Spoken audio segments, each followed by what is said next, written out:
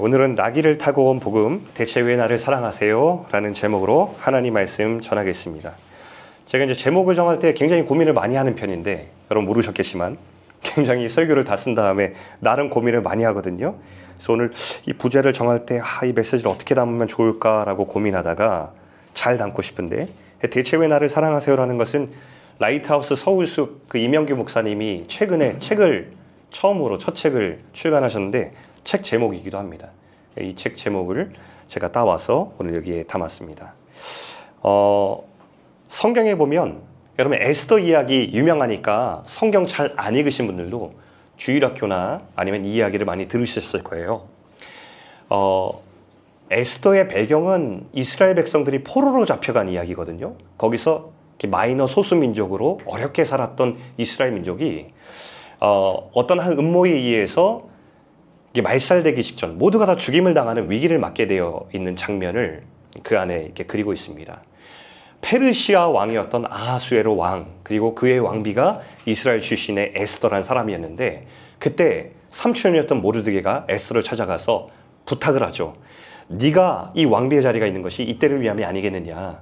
가서 네가 왕에게 나아가 이스라엘 민족이 말살되지 않도록 좀 부탁을 해야 되겠다라고 얘기를 합니다. 근데 그때 이 부탁이 쉬운 부탁도 아니었고, 이 부탁을 들은 에스더도 굉장히 큰 고민과 갈등 가운데 처해 있는 것을 에스더에서 그리게 됩니다. 왜 그럴까요? 왕이 가진 힘 때문이었습니다.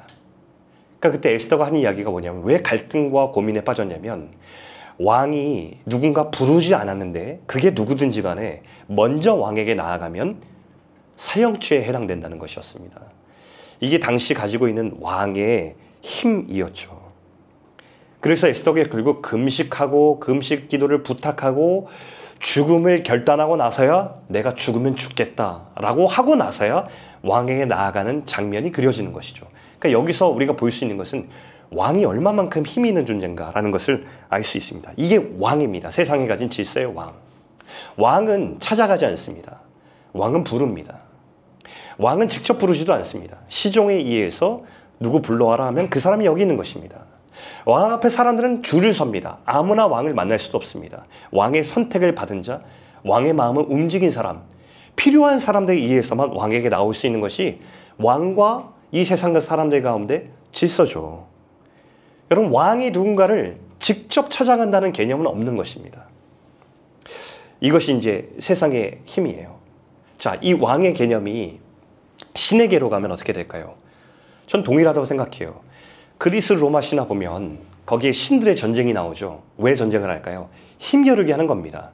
힘의 질서를 어떻게 나눌 것인가. 그래서 그 서열이 나눠진 다음에 가장 위에 있는 힘이 강하고 능력 있는 신들은 사람들에게 그에 비례하여 숭배를 받습니다. 그렇죠? 이게 신들의 이야기예요. 현대 종교도 비슷합니다. 여러분, 종교를 연구해 보면 모든 종교들도 사람들이 어떻게 할까요? 사람들이 보면은 명상이나 수련을 통해서 신에게 나가려고 합니다. 왜냐하면 내가 신을 만나기 위해서는 노력이 필요하고, 신에게 도달하기 위해서는 어떤 초자연적인 수련이 필요하기 때문이라고 사람들이 믿기 때문입니다. 그래서 사람들은 고행을 하고 수행을 하고 도를 닦습니다. 또 다음 우리 장면을 보면, 그 다큐를 볼 때 제가 인도에서 겐지스강의 힌두교 의식을 본 적이 있었는데, 이 꽃배를 띄우기 위해서 사람들이 굉장히 고심하는 것을 봤습니다. 왜 고심하냐고 그 PD가 물었습니다. 돌아온 대답이 이거였습니다.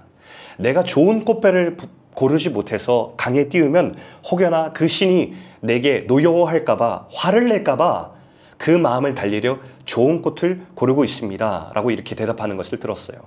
그럼 제가 그것을 딱 들었을 때, 이 종교 안에서의 신의 개념은 내가 좋은 꽃을 드리면 마음이 달래지고, 내가 좋은 꽃을 드리지 못하면 그 마음에 화를 낼 수도 있는 그런 존재구나 라는 생각을 하게 되었습니다.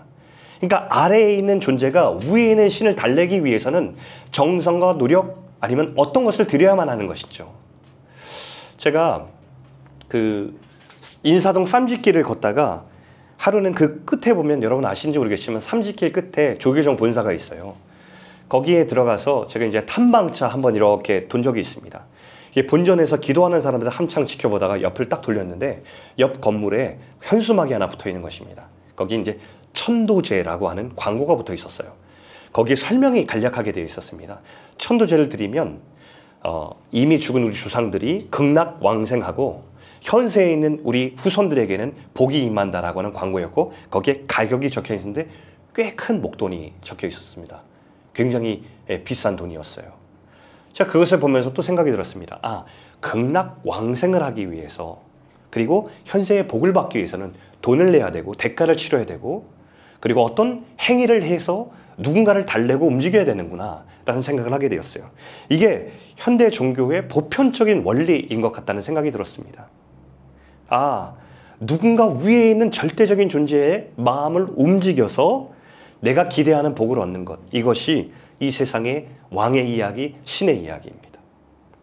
자, 그리고 나서 오늘 본문을 한번 보자고요. 오늘 본문이 얼마나 이상한 광경인지.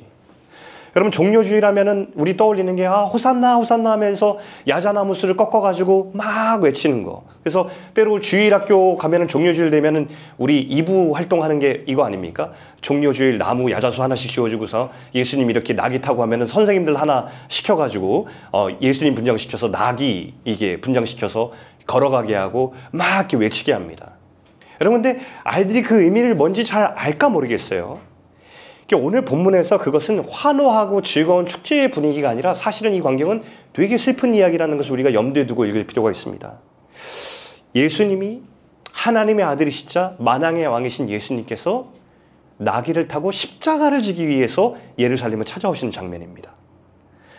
제가 아까 앞에 설명을 드린 이유는 위대한 왕은 사람들을 찾아오지 않습니다. 세상의 질서에 의하면 왕이 있는 곳에 사람들이 몰려들게 돼 있죠. 그러니까 저는 상상해보는데 이래야지 맞는 그림일 거라 생각합니다. 예수님이 갈릴리에 본부를 두고 계셨잖아요. 그러면 갈릴리 예수님께서 멋진 의자를 두고 앉습니다. 그럼 사람들이 거기 몰려드는 겁니다. 아시잖아요, 여러분. 기적을 베풀 때마다 어마어마한 사람들이 몰려들어간 걸 여러분 보시잖아요. 그럼 거기에 그럴듯한 보좌를 마련해놓고 거기에 앉아 계시면 사람들이 오는 겁니다. 사람들이 줄을 서겠죠. 예수님께서 아무나 만나주시지 않는 것입니다. 왜냐하면 많은 사람들이 한 사람이 예수를 만나기 위해서는 자격이 필요하고 정성이 필요하지 않겠습니까? 그게 원래 이 세상에서 말하는 질서입니다. 그렇게 예수님은 자기의 영향력을 확장해 나간다면 자신의 힘을 키울 수 있는 방법이 되겠죠. 예수님께서 그렇게 하지 않으시고 오늘 이 사람들을 찾아오십니다. 그런데 이 예수님이 성에 들어오실 때 나귀를 타고 오십니다. 여러분, 사진을 보시면 예로부터 왕은 자신의 존재감을 드러낼 때 가장 멋있고 화려하고 거대한 말을 골라 거기에 타고 개선행진을 하는 것이었습니다. 전쟁에서 승리했던 자신의 존재감이 당신들과 나는 다르다는 존재감을 뽐내기 위해서 이런 멋있는 형상을 이렇게 뽐내죠. 그럼 예전에 여러분 그거 기사 난 거 아시죠? 백두산에서 우리 김정은 위원장이 자신의 존재감을 뽐내기 위해서 사진을 몇 장 올렸습니다. 그게 무엇이었죠? 백두산 천지 위에서 백마를 탄 사진을 일부러 올렸습니다. 이게 마케팅이거든요. 이게 상징하는 것입니다. 그러니까 나라는 존재가 이 백마라는 이 말을 타고 백두산 천지라고 하는 특별한 장소에서 그 사진들을 올렸을 때에 나라는 이 리더, 나라는 존재감이 신적 우월감을 가진 존재라는 것을 어필하는 그런 사진을 일부러 올린 것입니다. 이런 거 일맥상통하는 것입니다. 근데 예수님께서 뭘 타고 오셨습니까? 다음 사진 보시면 나귀를 타고 오셨습니다. 이건 여러분 말이 안 되는 것입니다.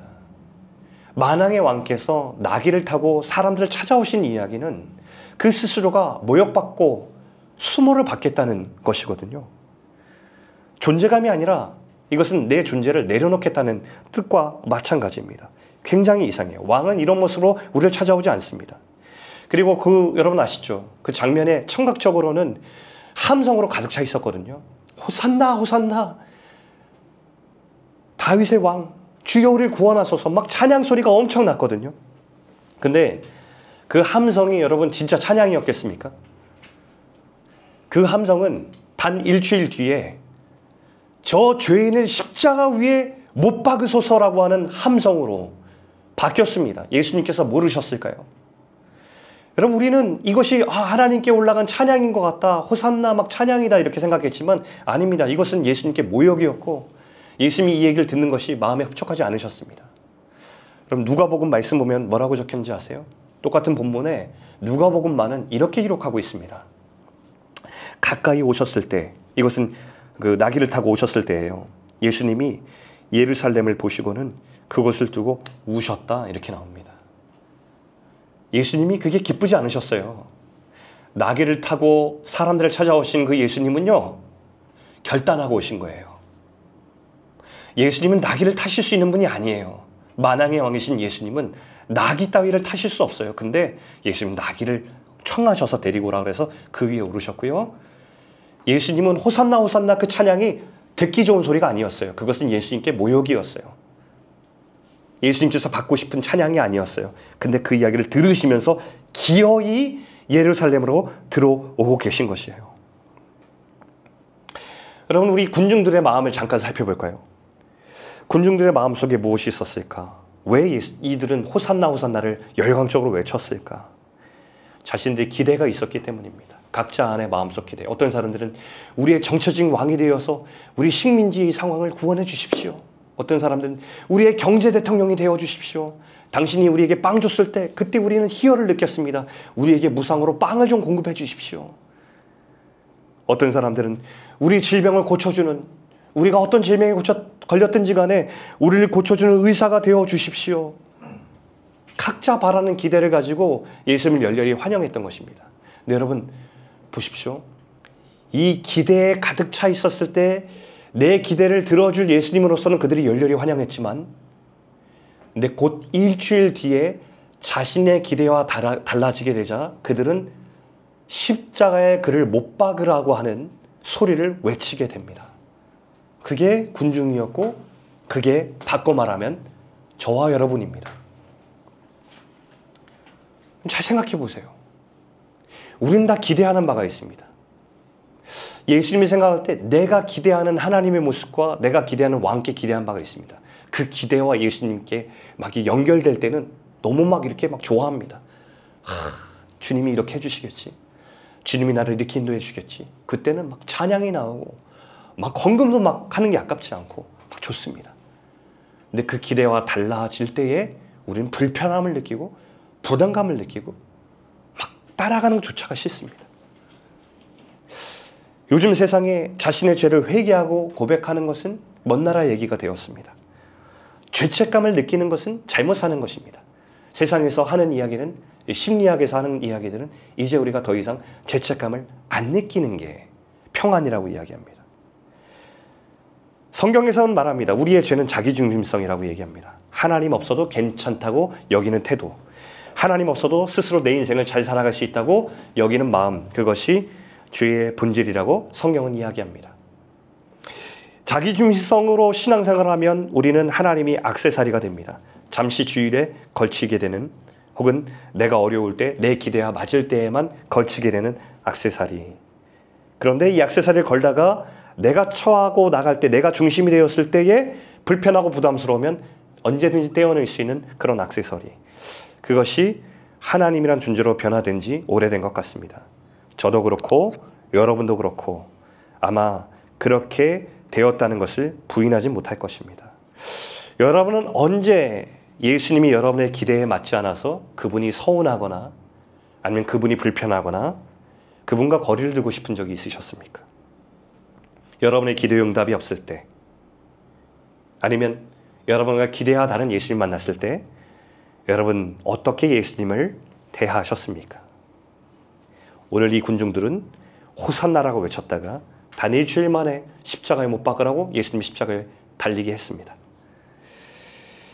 그런데 여러분, 우리의 군중들의 마음은 여전히 사실 우리가 이런 마음들이 우리 가운데 있지만 더 중요한 사실이 하나 있습니다. 오늘 본문은 호산나를 외쳤던 그 변심한 군중들을 클로즈업하는 것이 아니라 오늘 이 본문의 하이라이트와 포커스는 그럼에도 불구하고 나귀를 타고 들어오시는 예수님께 있다는 사실을 우리가 볼 필요가 있습니다.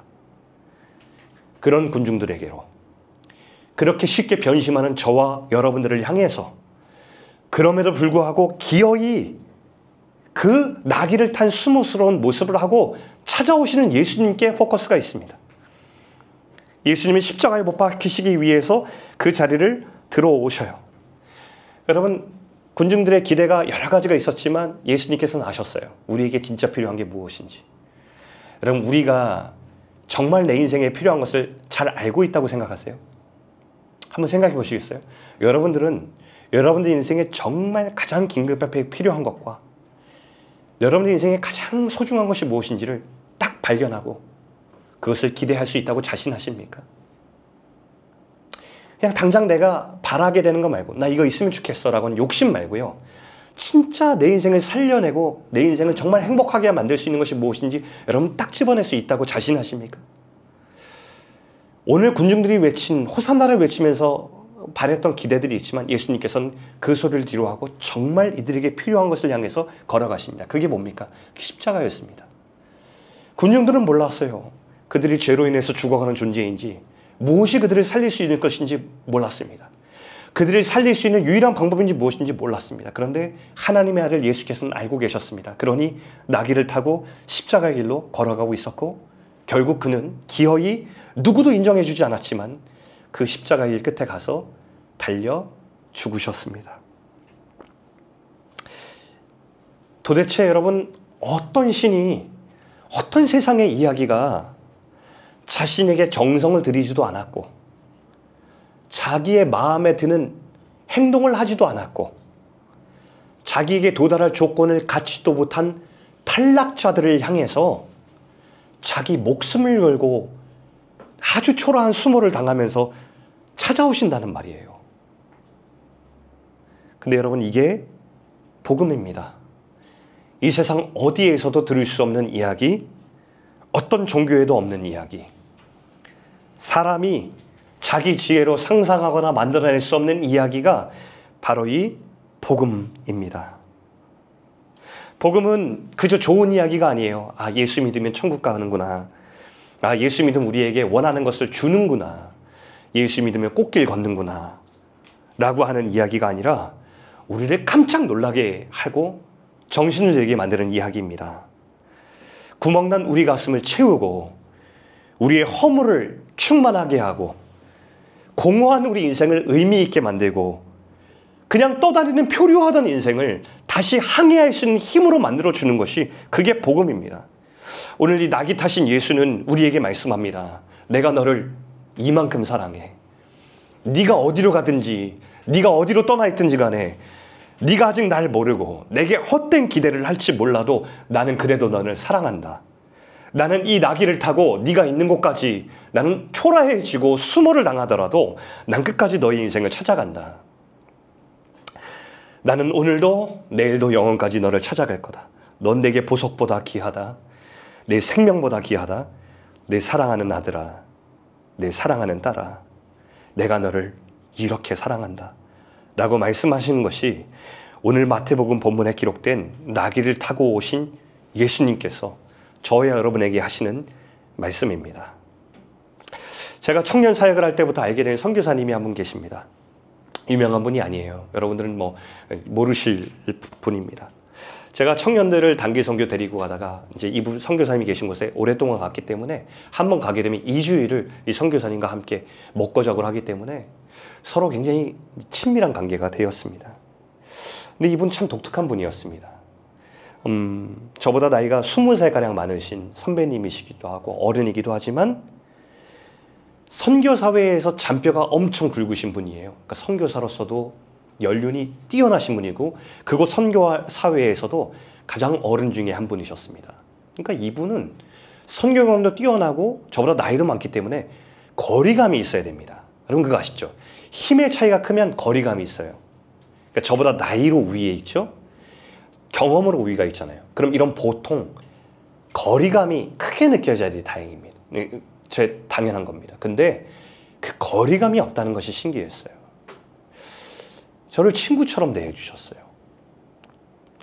이분은 어떻게 이럴 수 있을까 생각했습니다. 근데 이분이 삶이 그렇더라고요. 자기 제자들이 많이 있는데 제자들이 막 여러 각 나라에 있습니다. 이게 아프리카 우간다에 있는데 수단이나 르완다, 콩고 아주 멀리 있는 차를 타고 하루 이틀 들어가야 되는 시골 가운데 제자들 교회가 있어요. 개척한 교회에 이분이 찾아갑니다. 그리고 집회를 하고 제자들 격려합니다. 그 개척한 교회가 힘을 낼 수 있도록 집회해주고 기도해주고 격려하고 이것들을 굳이 하지 않는 사역들을 이분은 굳이 합니다. 신기했어요. 근데 이것들을 또 자랑하는 분도 아닙니다. 어느 날 단기 선교 중 한 번은 둘이서 쏟아지는 밤하늘의 별을 쳐다보고 있는데 이분이 이렇게 저에게 묻습니다. 정 목사, 선교지에 있으면서 가장 필요한 게 뭔 것 같아? 저한테 이렇게 물어봅니다.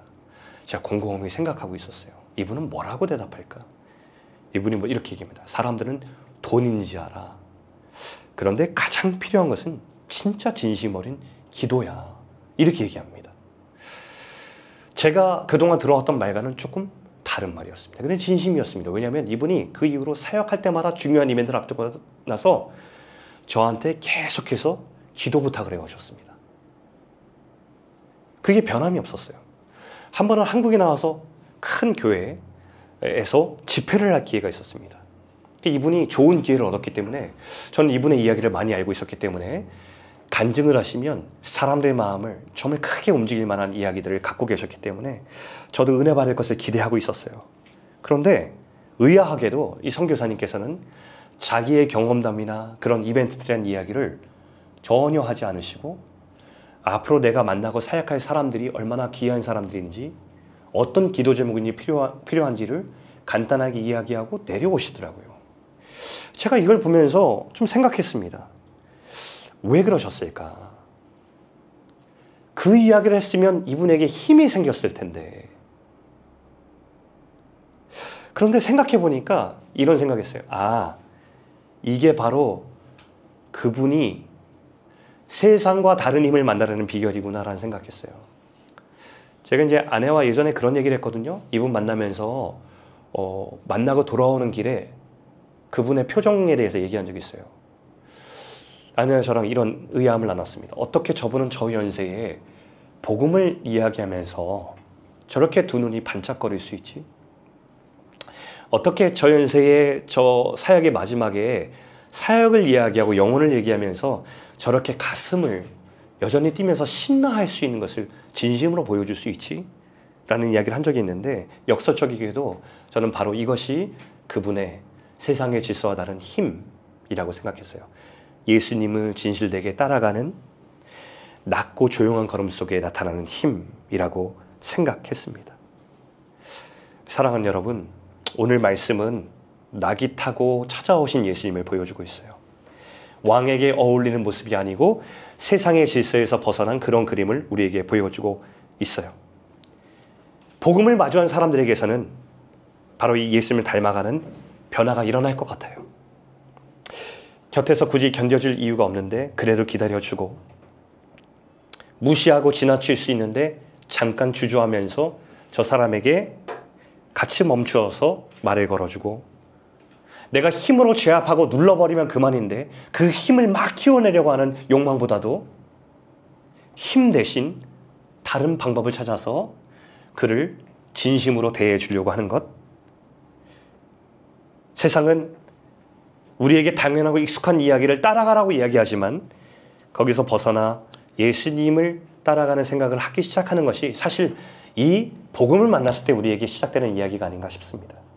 이 선교사님의 이야기가 바로 그게 아닐까요? 그리고 어쩌면 선교사님과 우리 믿는 자들뿐 아니라 이 세상은 교회와 성도를 향해서 그런 기이한 이야기를 듣기 원하는 것 같아요. 제가 요즘 이 생각에 사로잡혔어요. 2023년도 백상예술대상을 작품상 수상한 작품이 하나 있습니다. 요즘 다시 화제가 되면서 재개봉하기 시작했거든요. 어른 김장하라는 작품이 그때 사람들의 기대와 달리 화제가 되었던 모든 작품들을 누르고 지역 방송사에서 만든 어른 김장하라는 작품이 작품상을 수상해서 이변을 연출했습니다. 근데 사람들이요, 이 이야기에 주목하기 시작했는데 믿는 크리스찬들의 이야기가 아닌데, 그리고 영화를 본 사람들도 크리스찬들이 아닌데 나와가지고 인터뷰하는데 막 울어요. 사람들이. 이런 인생이 있다고, 이런 이야기가 있다고. 그러니까 이 이야기를 보고 나서 내 인생에 대해서 생각하기 시작했다고 사람들이 막 이야기하기 시작합니다. 왜 그랬을까? 기이한 이야기 때문에 그렇습니다. 이 김장하라는 어른이 40대부터 사람들에게 한 일이 뭐냐면 한약방을 통해서 돈을 벌었습니다. 중졸에 불과했는데 혼자 공부해서 한약방 운영했는데 이게 잘 됐던 모양입니다. 근데 자기를 위해서 살지 않고 자기를 위해서 투자하지 않고 다른 사람을 돕는데 자기 이야기를 쓰는 겁니다. 돈 모아놓으면 냄새난다. 돈은 똥과 같다. 모아놓으면 냄새나니 이것을 흩어서 사회에 환하면서 다 사람들을 키우는 데 써야 된다라고 하면서 돈을 흩는 거예요. 그러다 보니까 많은 사람들이 이 어른의 도움을 받아서 공부하기 시작합니다. 그리고 그 사랑을 받았던 사람들이 이 어른을 향해서 이야기할 때 다 웁니다. 어쩌면 세상은 여전히 내가 따라가는 길을, 욕망으로 따라가는 길이 있지만 이런 이야기를 기다리고 바라는 것이 아닐까라는 생각이 들었습니다. 근데 저는 이 생각했어요. 이 모든 우리를 울리는 이야기의 본체는 그리스도의 십자가의 복음이다 라고 생각했습니다. 우리 인생을 흔들 수 있는 진실 중에서 가장 큰 울림을 주는 이야기는 신이라고는 절대자 이 세상을 만드신 그 본체가 우리를 찾아와서 목숨 걸고 사랑하셔서 우리의 인생을 구원해 주신 이야기라고 생각해요. 여러분, 이 복음을 우리가 눈을 들어 다시 보면서 우리를 찾아오시는 예수 그리스도의 사랑에 우리가 다시 한번 눈을 뜨고 나아가면 좋겠습니다. 그런데 여러분, 마지막으로 여러분에게 보여주고 싶은 그림 하나가 있어요.